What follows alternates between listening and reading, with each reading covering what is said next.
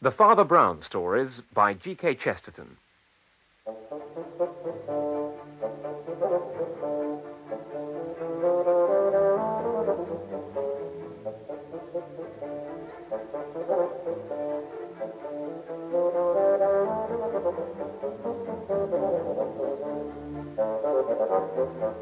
We present The Queer Feet, adapted by John Scotney, with Andrew Sachs as Father Brown.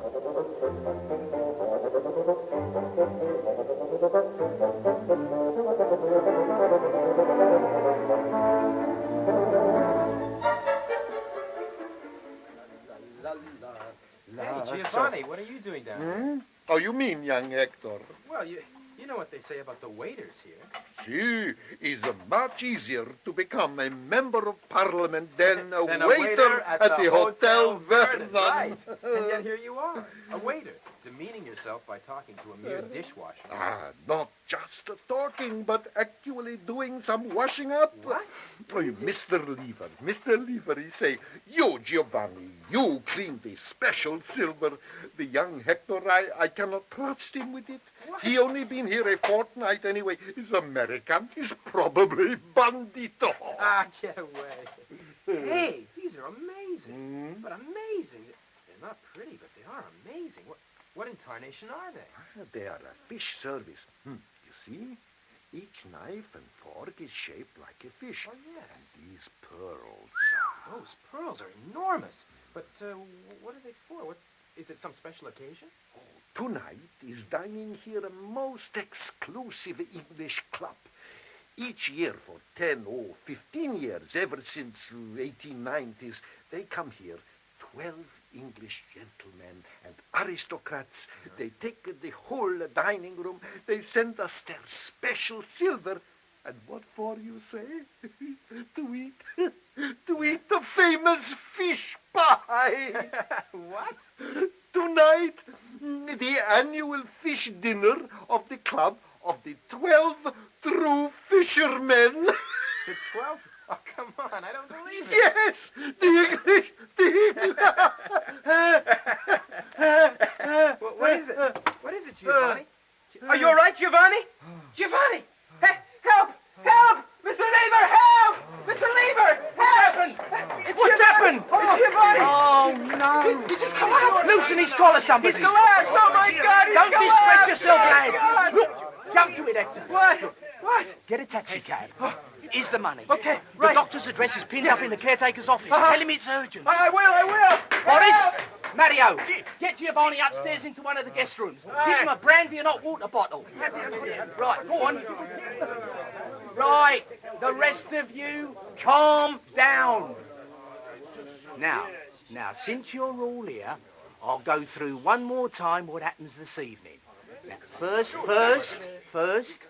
when the gents arrive, it's customary for you all to be lined up against the back wall of the dining room. Then clear off. Smoothness and silence.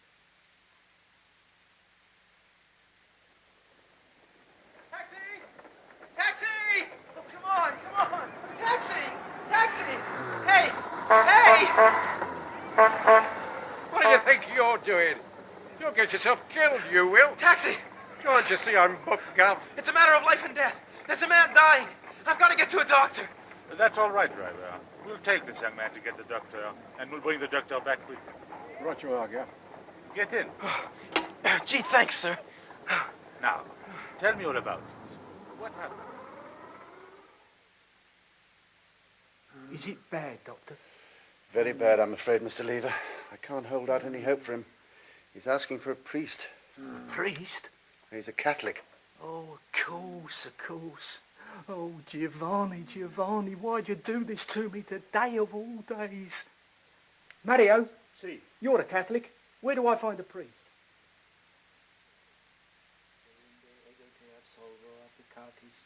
In nomine Patris et Filii et Spiritus Sancti. Amen. Dear Lord, have mercy on his soul. The doctor, Yes, Father? I think... Yes, he's gone. A stroke like that, it's probably for the best. You know Father... Brown. Father Brown? I'm willing to bet you never thought you'd see the inside of this place. The most exclusive hotel in London.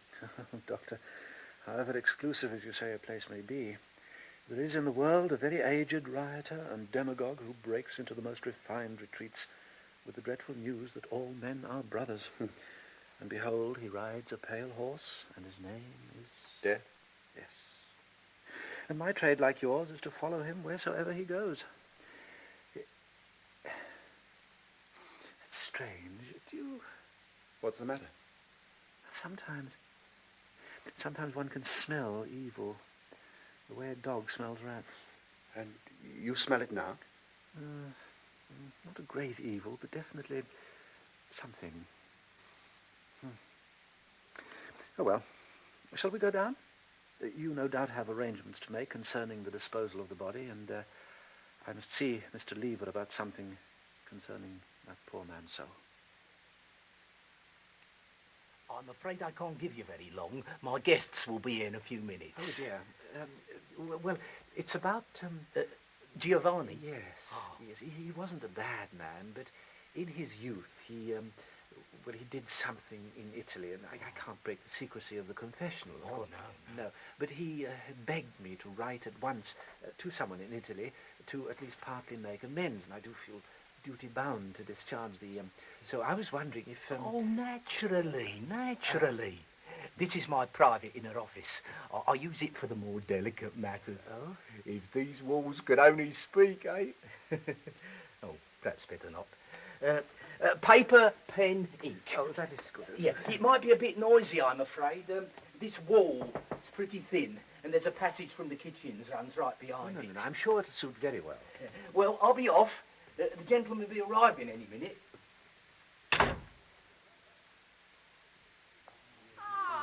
Hello there, Lever. How's the soup kitchen? Good evening, Your Grace. Yeah, well, here we are again. Come for our fish pud? I hope everything will be to your satisfaction, Your Grace. I hope so. What? Heads will roll otherwise, eh? If you'll excuse me, Your Grace. Oh, yes. You pop off. Make sure they don't burn it. What? Your Grace. Wow. Oh, there they all are. All the jolly old waiters all lined up against the wall as usual. Look as though they're going to be shot, eh, Audley? Very good, sir. What? You want to review 'em, Pound? You're the senior military man present. No. Oh. Good Lord. Thought the Colonel was going to speak then. That'd be a turn-up for the book, huh?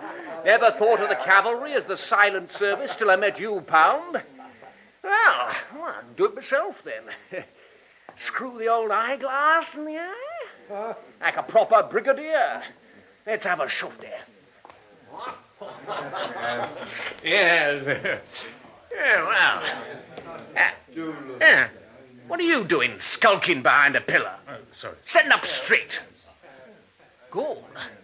Big fella, aren't you? Your Grace. Yeah, right. Now, what about you? Know your face? You've been here before. 11 years, Your Grace. I thought so. Right. Well, dismiss, huh?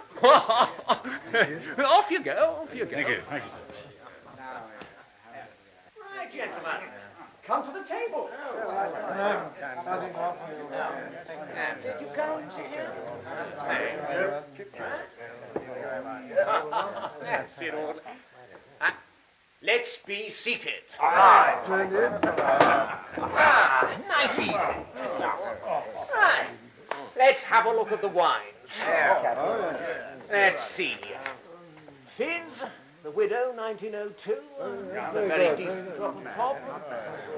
Now, Clarence.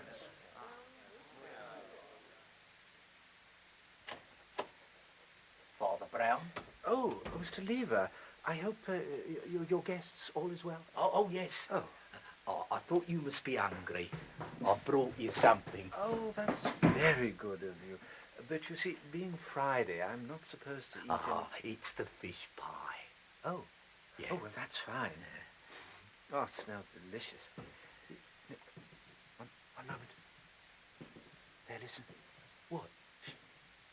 Those feet. I keep hearing them, but I just can't place them. That heavy, slow step. At first I thought it was you. Oh, no, not me. No. The only creature on earth that walks like that is a gentleman of Western Europe. Western Europe? Yes, and probably one who's never worked. Oh. No, it's the other step that worries me. Listen. See, much lighter. As feverish as a rat, almost noiseless, like a man walking on tiptoe. Oh, I'm sure I don't know, Father Brown. It doesn't seem very unusual to me. Oh. Would you like something to drink? We have seltzer water and lemonade. I always keep some for you people, ever since we had the American clergyman here. Lemonade. American clergy. Yes, most kind, but please don't. No, thank you. Oh, sorry. Would you like some wine? Ah. It's only that the American clergyman was most rigorous about, not... Yes, you see, that's where we differ theologically. The priest of my particular persuasion... well, you see, we remember our founder's first miracle was changing the water into wine, and not the other way round. Yes, some wine would be... I'll get Hector to bring it to you. Oh. He's a bit cut up, Give him something to do. Moulin au vent, all right? Oh, yes. Right, I must get off. The gentleman, Anything you want? Oh. Oh, good. Fine.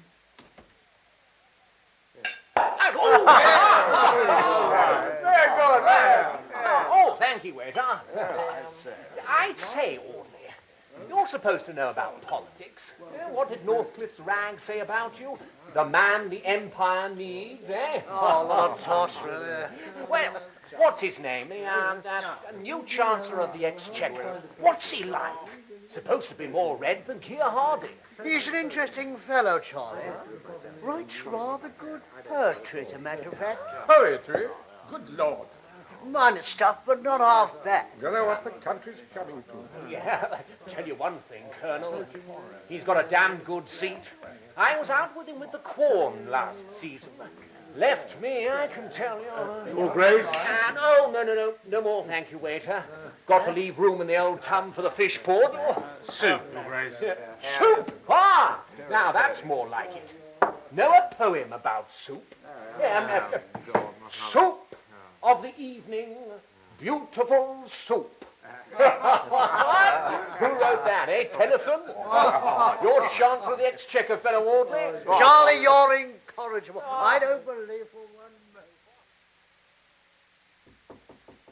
Come in. Father Brown, Ah, I brought you some wine, sir. yes, you must be Hector. Shh. Did you hear that? On the other side of the wall, the footsteps, very quick. And now slow and steady. Yes, it's a passage from the kitchen to the dining room, sir. They've gone. Here, you better have a glass of wine yourself. From the look of you, you need it. Oh, thank you. I've never seen anyone like that before. Like? Dying. Ah, yes. I've seen all too many. If it's any consolation, when he actually died, he was at peace. Yes.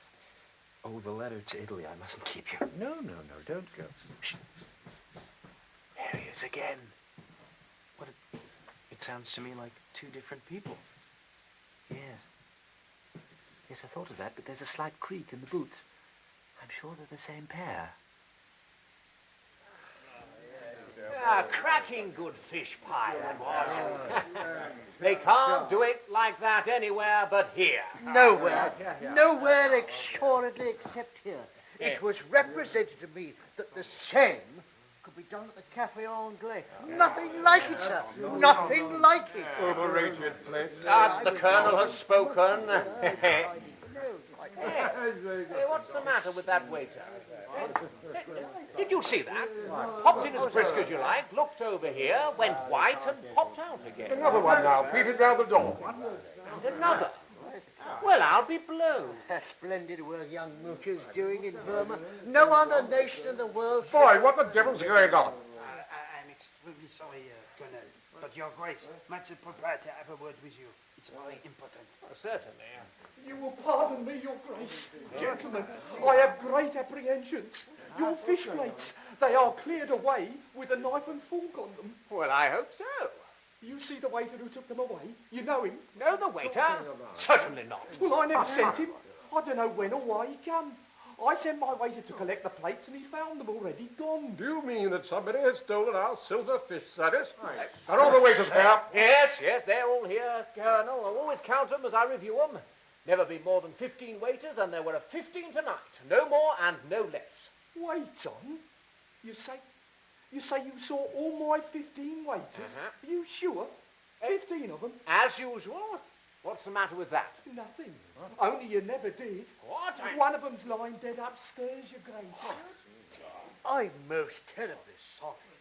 Is there anything one can do? Oh, he's had a priest, thank you, sir. That's whatever my strong point. But if there were 15 of them lined up and only 14 live waiters, we're left with one extra, and he must be the thief. Gentlemen, down to the front and back doors and secure everything.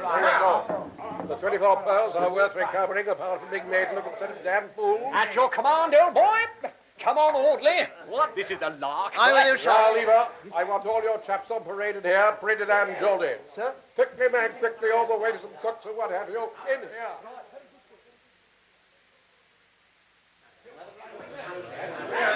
Silence on parade. That's all. I went down and looked under the stairs and he wasn't there at all. That goes for you too, Charlie. Right, Lever, at the lot. Yes, Colonel, I think so. Patron, what about Hector? Where's Hector? Anyone seen Hector? He was not downstairs by the sink. Who is this Hector? He's an American, a plongeur. A what? A dishwasher. He's only been here a fortnight. Hector what? What's his surname? Where do I know? He's a dishwasher. Everyone just calls him Hector. Do you know about the silver? He was with Giovanni, the one who died. When Giovanni was cleaning it. Well, it looks like we must find Hector. Sorry to butt in, Colonel, but I think that chap behind you wants to say something. Little fellow in black. He's just come in. Yes, I must apologize for interrupting, gentlemen, but I think perhaps I have what you're looking for. You? A valuable thing to deposit in the cloakroom, aren't they? Did you steal those things? Oh, well, at least I'm bringing them back again. But to make a clean breast of it, I didn't.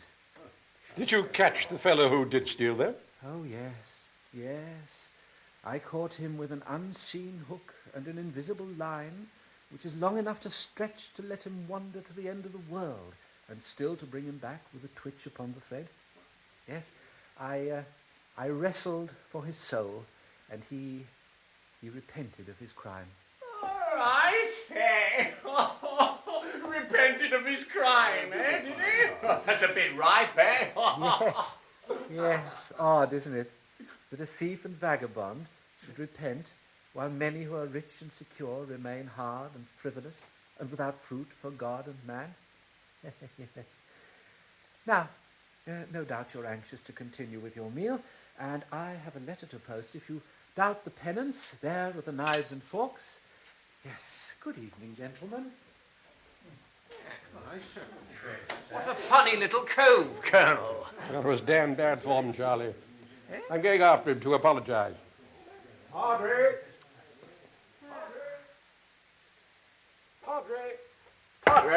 Yes?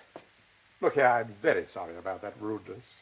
Stupid young blighter. Oh. I'd like to apologize to you on behalf of the club. Pound's the name. Colonel Pound. No, there's really no need. And I'd also like to thank you for getting our silver back from that Yankee fellow. Yankee fellow? What's his name? Hector. Doesn't seem to have a surname. Fellow who disappeared. Oh, no, dear, there seems to be some confusion. No, Hector didn't steal your cutlery. Oh? He disappeared because I took the liberty of telling him to go home. Well, he had a very distressing day, and he's very young. Mind you, he did play a part in the theft. No, an accidental part. Mm-hmm. He had the misfortune to share a taxicab with a man in evening dress. Now, poor Hector wasn't to know that when he chatted on to this man, he was talking to one of the most audacious thieves in Europe. Really? Yes, but I'm sorry I'm keeping you from your dinner. Dinner be hanged. I want to hear the end of this. Is there somewhere we can talk? Well, Mr. Lever was kind enough to lend me a room for a private matter. If you'd like to, it's just along here. Yes. After you, my dear fellow. Yes. Do you know, Colonel, This archangel of impudence who stole your forks walked up and down this very passage 20 times in the blaze of all the lamps, in the glare of all eyes. Good Lord. Don't ask me what he was like. You yourself have seen him 6 or 7 times tonight. Yes, this way, along here. You see, Colonel, I was shut up in this small room. It's along here to the left. Good Lord. Place is a maze. Yes. I was doing some writing when I heard a pair of feet in the passage doing a dance that was in its way as queer as the dance of death. The heavy steps I recognized. They were, if you'll excuse me, very like yours. Oh. It was the walk of a well-fed gentleman waiting for something who strolls about because he's physically alert rather than mentally impatient. But there were other steps. Yes, funny little steps, definitely made by the same man. Now, what wild creature, I thought, tears about on tiptoe in that extraordinary style? Then I remembered Mr. Lever saying he found nothing unusual in those footsteps. Of course not. I realized he hears them every day, all day. It was the walk of a waiter. That walk with the body slanted forward, the eyes looking down, the ball of the toe spurning the ground, and coat-tails and napkins flying. Now, why should the same person sound like a gentleman one moment and a waiter the next? Wait a second. Think I'm ahead of you. You say the thief wore evening dress. Yes? So do waiters. When he was with us, he pretended to be the 15th waiter. After all, we can't tell one waiter from another. Then when the waiters were about, he played the gentleman. And that's a thought. I suppose they can't tell us apart either. Exactly. Now, his worst moment was when the waiters stood in a row. But even then, he contrived to lean against a pillar, so that for that important instant, the waiters thought him a gentleman, while the gentleman thought him a servant. Clever fellow. The rest of the time, he was either serving at table or strolling about as a gentleman. It was no new thing to the waiters for a member of the smart set to pace about wherever he chooses. Fair enough, but tell me, how did you actually catch him? Ah, here we are. Now, do come in. Here we are. Please, sit down here. Thank you. Now then, I was sitting here, like this, when I heard the same footsteps again, only this time they were not in the passage behind us, but in the main corridor in front, running like a hare and heading towards the main door. I went through into the cloakroom. The attendant wasn't there, and I'm afraid I slipped his coat on. Well, my costume is rather conspicuous.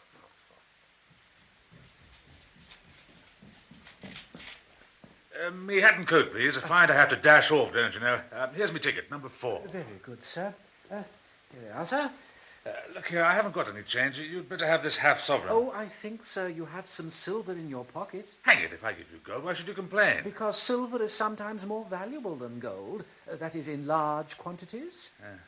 Yeah, look, get out of my way. No. I don't want to threaten you, but... I do want to threaten you. I want to threaten you with the worm that dieth not and the fire that is not quenched. You're a rum sort of cloakroom clerk. I am a priest, Monsieur Flambeau. What? How do you... The little priest. You again. It must be fate. Fate? Do you know what the English King Alfred wrote in his copy of Boethius? I say, as do all Christian men, that it is a divine purpose that rules and not fate. Now, Monsieur Flambeau, I am ready to hear your confession. So, what did the fellow say to you? Oh, that must be where the story ends. Colonel, your health. Yours, Padre. Now, as to whether he gave the cutlery back in a spirit of true penitence or out of a sort of sporting spirit, I'm not sure. A crime is like any other work of art. What? Oh, Colonel, don't be so surprised. Every work of art, divine or diabolic, has one indispensable mark. I mean, that the center of it is simple, however much the fulfillment may be complicated.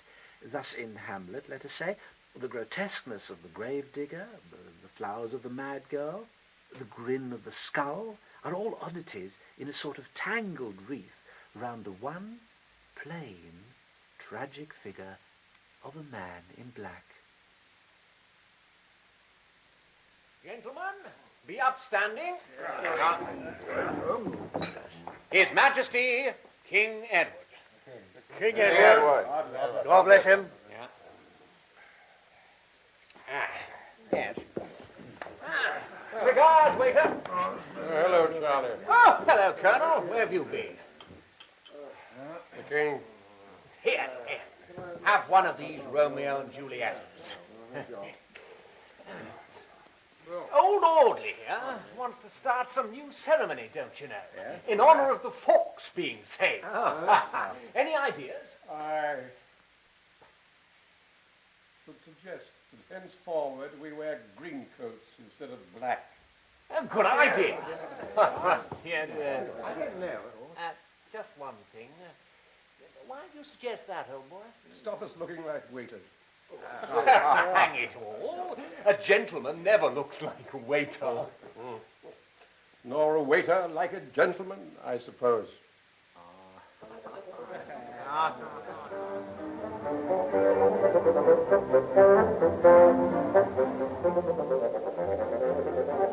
In The Queer Feet by G.K. Chesterton, the part of Father Brown was played by Andrew Sachs, Flambeau, Olivier Pierre, Colonel, Nat Brenner, Duke, Christopher Scott, Lever, David Graham, Hector, Kerry Shale, Doctor, David Sinclair, Giovanni, Arnold Diamond, Jean-Pierre, Robin Summers, Audley, Alan Thompson.